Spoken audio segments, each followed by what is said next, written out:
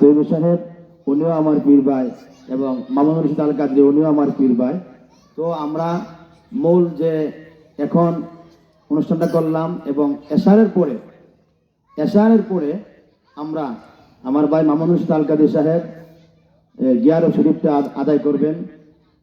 করার পরে 11 শরীফের যে তসবিহগুলো পড়বেন, পড়ার পরে মুফতি ইসমাইল হোসেন আত্মীবী উনি মিলাদ শরীফ পড়বেন, এবং আজকে যিনি সমাপ্ত ঘোষণা করবেন, আখিরি মোনাজাত করবেন, আমার বড় ভাই পীর তরিকত রাহনুমায়ে শরীয়ত হযরতুল আল্লামা আলহাজ কারি নুরুল ইসলাম আল কাদরি সাহেব, উনি আখিরি মোনাজাত করবেন।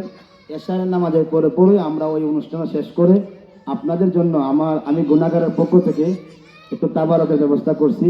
আপনারা দয়া করে তাবারকটা নিয়ে যাবেন।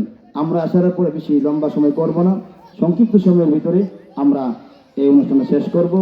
এ পর্যায়ে আজকের মাহফিলের উদ্বোধনী ঘোষণা করবেন পীর তরিকত রাহনুমায়ে শরীয়ত হযরত মাওলানা আলহাজ মুফতি খন্দকার আনিসুর রহমান আল কাদরি সাহেব।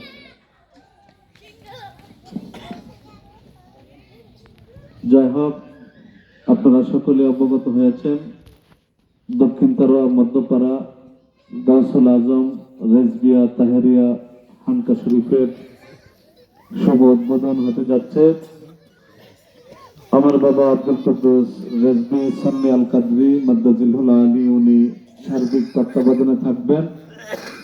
প্রত্যেক চাঁদের 11 তারিখ দিবাগত রাত্রিতে, অর্থাৎ পিরানের পীর দস্তগীর মাহমুদ সুবানি কুতুবে রব্বানি গাউসে সামদানি আল হাসানি ওয়াল হুসাইনি বড় পীর আব্দুল কাদের জিলানী বাগদাদি রাদিয়াল্লাহু তাআলা আনহু হুজুর গাউসে পাক স্বয়ং নিজে যে মাহফিলটা করতেন প্রত্যেক চাঁদের 11 তারিখ দিবাগত রাত্রিতে 12টি শরীফ।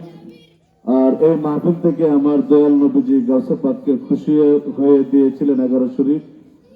আমার বাবা আব্দুল কুদ্দুস রেজবি প্রত্যেক চাঁদের 11 তারিখ দিবাগত রাত্রিতে এই মাহফিলটা করবেন। কারণ হলো সে আমাকে অত্যন্ত মহব্বত করে, মায়া করে, সে আমার উকিল মেয়ের জামা এবং আমার ছাত্র, আবার আমার বাতিজা। আমি তাকে অত্যন্ত মহব্বত করি। আমার খানকা শরীফে 10 তারিখ দিবাগত রাত্রিতে, শিবনাথে প্রত্যেক চাঁদের 10 তারিখ দিবাগত রাত্রিতে 11 শরীফে মাহফিল হয়। আমার বাবা আব্দুল মান্নান শাহর বাড়ি